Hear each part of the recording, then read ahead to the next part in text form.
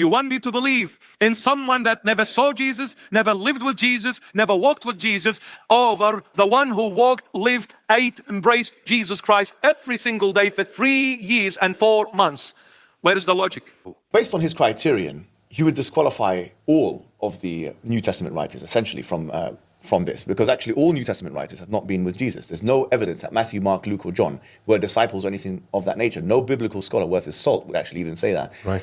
And then you've got someone like Paul, who's the author of 13 books of the New Testament, and his ministry was somewhere between, scholars say, 15 to 35 years after Jesus Christ. Once again, never met Jesus Christ. Most of the theological points that he's bringing forward is to do with his visions that he's seen and so on and so forth. So according to his criterion, actually he should not accept any of the biblical texts, because the biblical texts, many of them happen many, many years after, like John, maybe about 80 to 90 years after it was written.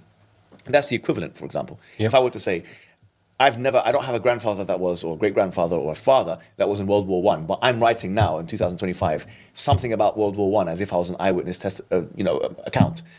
First off, hijab. At least half of the gospel is written by eyewitness testimonies, or is told by eyewitness testimonies. And the stories that were not written by eyewitness testimonies were told by the eyewitness testimonies before them. There was 100% people that were alive 15 to 35 years after Jesus' crucifixion.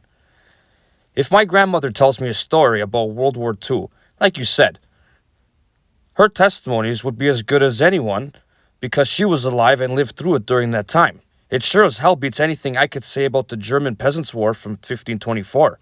Because no matter what information I could dig up or find online, an eyewitness testimony is always far greater.